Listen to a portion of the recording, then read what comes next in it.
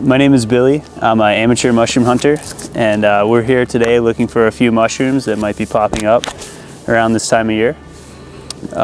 Specifically reishi, lobster, and chanterelle. I think we have a pretty good chance of finding today. So we're here in Newport today. There's a lot of different mushrooms that grow here. Any month of the year, there'll be something growing. But yeah, as the rains pick up, there's gonna be more and more that kind of start to pop up in the different habitats, from the beach all the way up into the woods.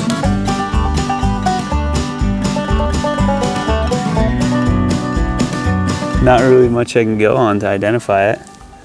I find that sweat there is pretty common, but not related to rain. It's just pulling moisture up and then beating it up. So I'm not sure what that is.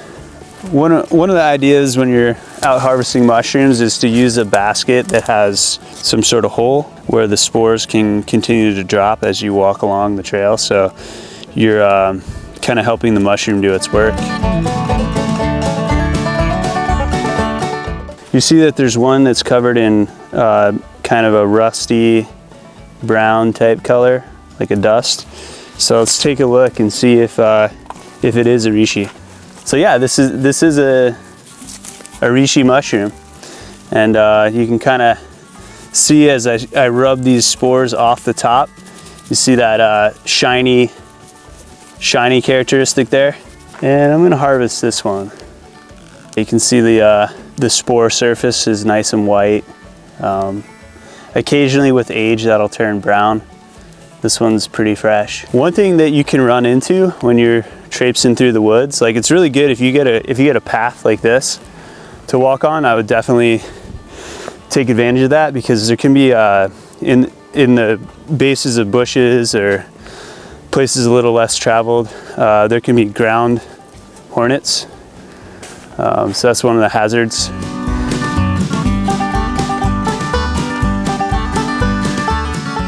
I think I found a chanterelle. So what I look for when I look for chanterelles, I look for a little bit of an orange color in the moss. Right here. That's a chanterelle.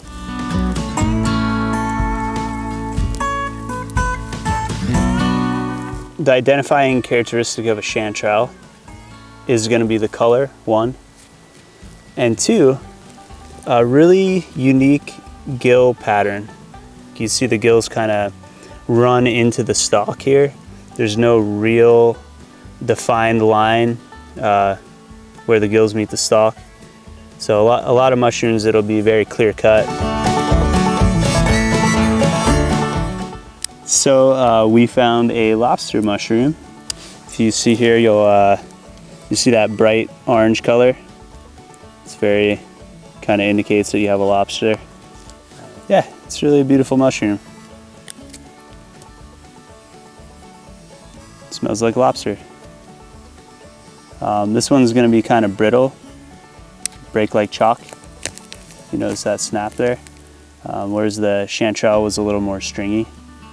You kind of have a gnarled cap. They're usually carrying some mud in them, so later on I'll clean that out with a paintbrush or something like that, cut it up and fry it up for dinner. When you go out hunting, a good thing to do is find someone who's experienced to go with, and or at least someone who's experienced that you can double check all your mushrooms with. You definitely want to reference your guide. A nice guide like Mushrooms Demystified. It gives really good descriptions of the families of mushrooms that we're going to be looking for, kind of what the dangers are in harvesting them. If you're, feeling like you are dreading the winter, I typically welcome the rain because it brings this whole activity that I love. So it's just been kind of a nice thing.